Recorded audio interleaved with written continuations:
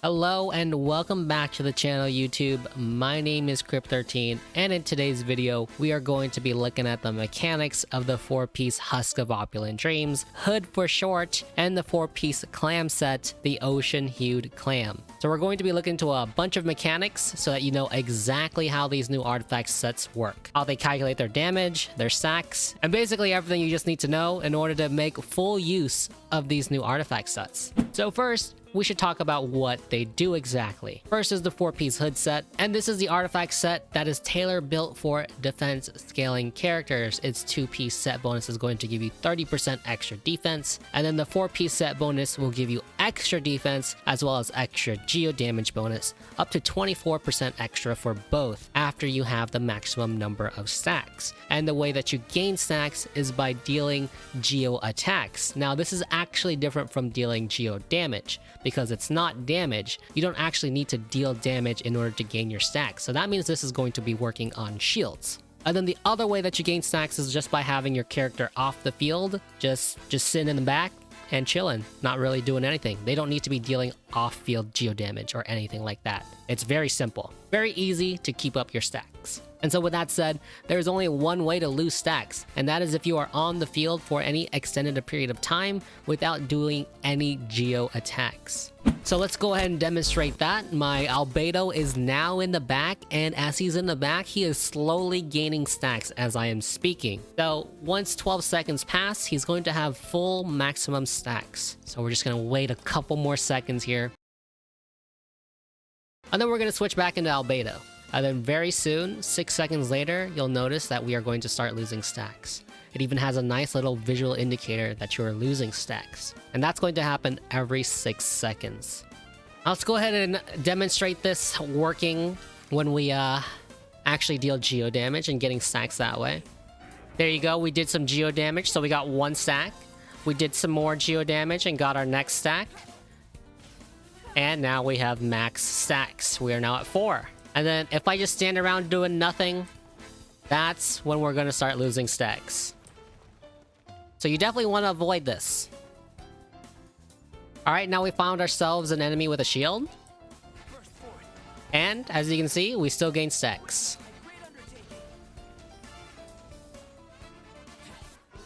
But of course, since I can't actually proc more of Albedo's skill here, it's not a good idea unless we are constantly dealing more geo damage. So that's how the 4-piece hood set works, and specifically our defense scaling characters currently in the game are going to be Albedo, Noelle, Goro, and Ito. So those guys are all going to get a very nice damage boost from running the 4-piece set bonus. Now, for Goro, however, you might want to put him in more of a support role, so maybe building extra energy recharge on him to have as much uptime as you can on his elemental burst might be a wiser choice. So this means running a 2-piece Emblem of Severed Fate and a 2-piece hood set instead of the 4-piece hood set. But of course, if you just want pure unadulterated damage, then the 4-piece hood set is going to be great for Goro since a lot of his kit scales off of defense. And also specifically for Albedo, you really want to be careful on how you use the 4-piece hood set because Albedo's elemental skill snapshots. So if you are unfamiliar with this mechanic, I definitely recommend you to watch one of my older videos explaining and demonstrating the snapshot mechanic. But what this means is that when I place Albedo's E skill down with 0 stacks, it's going to calculate the damage based on his defense at the moment of casting. And as I continue to gain stacks here, once I hit 4 stacks, we're still going to be dealing the same amount of damage. So let's go ahead and demonstrate Albedo's snapshotting in action here. So first what I'm going to do is I'm just going to place my E skill down and we'll see how much damage it does. So we deal about 1,708 non-crit damage very consistently. And if I put down the Jade screen and if I walk through it, I should get a damage bonus. But as you can see, we still do the same amount of damage. 1708 non-crit. Now, if I summon this again, go through it first, and then place down my E skill. you will see that we deal a little bit extra damage, 1,877 now. This is an example of damage bonus being snapshotted. Alright, now let's demonstrate this when the Husk of Opulent Dreams has 0 stacks. So right now we currently have 0 stacks. Let's go ahead and put this down. Oh no. Oh no. Alright, we gotta wait for him to stop doing his spinny. Okay, here we go. Now we can do it. So, 1,778.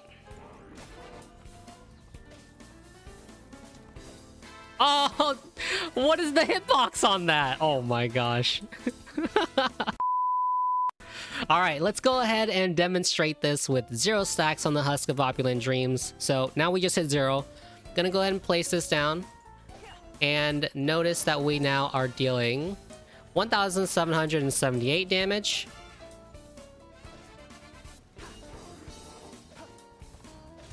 Very consistently. We have 4 stacks right now of our Husk of Opulent Dreams, and our damage has not changed from the 1,778 we saw at the beginning.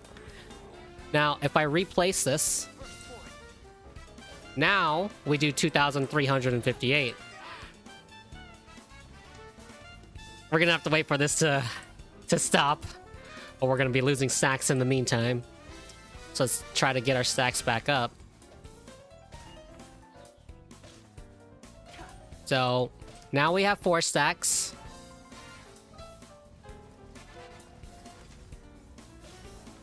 And now we definitely deal a lot more. You can see our non-crit damage went up to 2,206 from the original 1,778.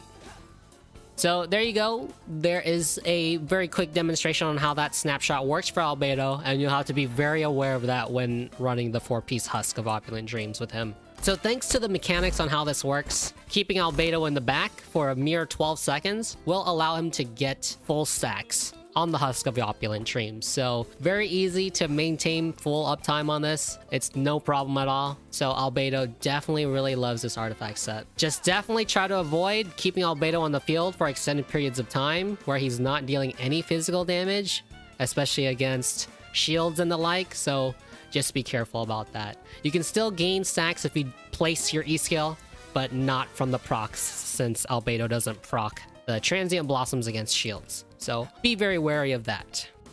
So we were dealing 2,208, somewhere around there, with our Albedo when he had full stacks. So in the Abyss, right, you want to make sure that you keep him in the back so that he gains the stacks first. So let's see if this actually works, right? We're just going to wait around for a little bit, let him gain his stacks, and then we'll start this and see if we deal max stacks damage.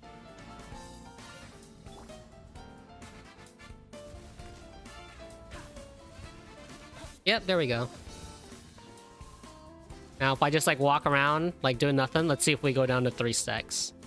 Yep, there we go. So right in the Abyss, you definitely want to keep whoever is running the 4-piece Husk of Opulent Dreams in the back so that they can gain their stacks passively before you start something in the Abyss. This means that, you know, when Ito comes, you kind of want to put him on point, but you might want to not do that so that he can gain his hood stacks and be ready when you need it to be ready. So this is another thing to be aware of with the hood set, especially in the Abyss. Keep hood set characters in the back and not on point.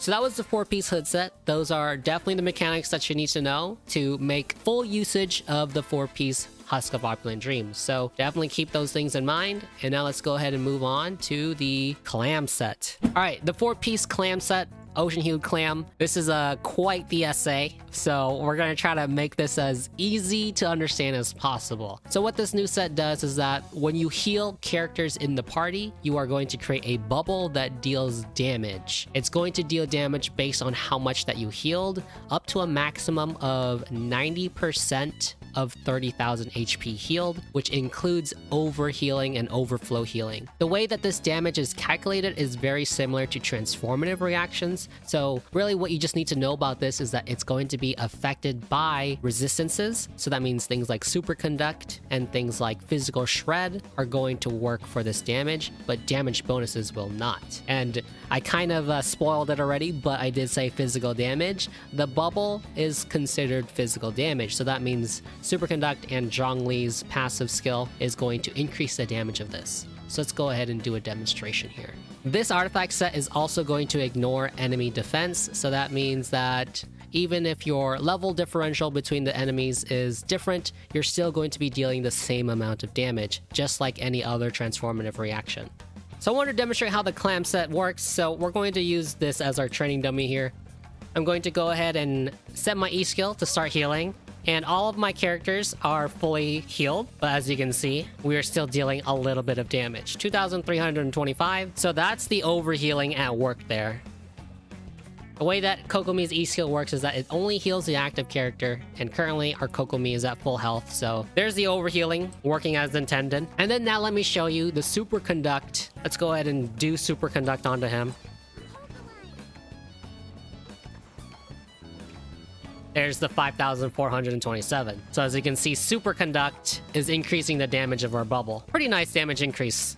So this is very similar to Zhongli as well, so if I put up my shield, you will also see a damage increase. 3,876 now. Now I'm going to try to combine both Superconduct and Zhongli. Let's see if we can get this to work.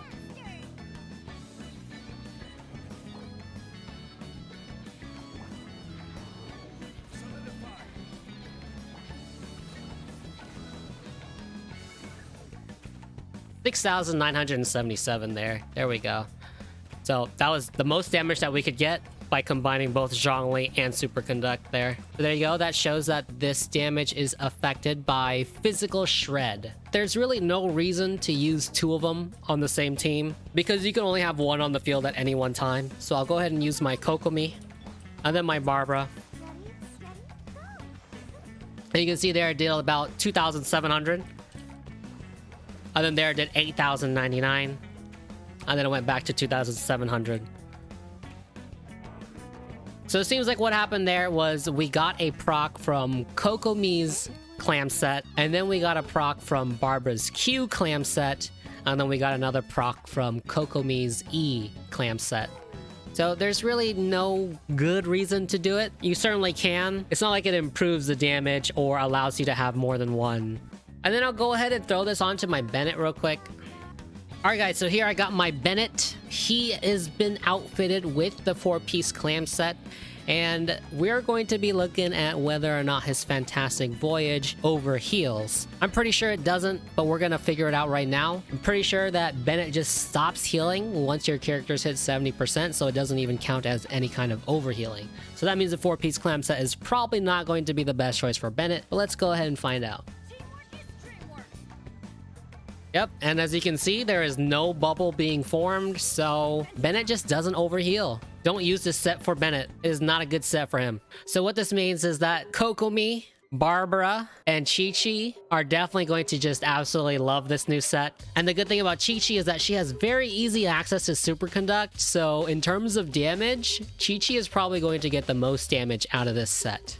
Anyway, that's the clam set, guys. It definitely does a lot of clamage if you can get that overheal up on your team. So definitely build these characters to heal as much as possible, unless of course you want them to deal more hydro damage. If you want the clam to do more damage, then build as much healing as you can so that you can really take advantage of the overhealing.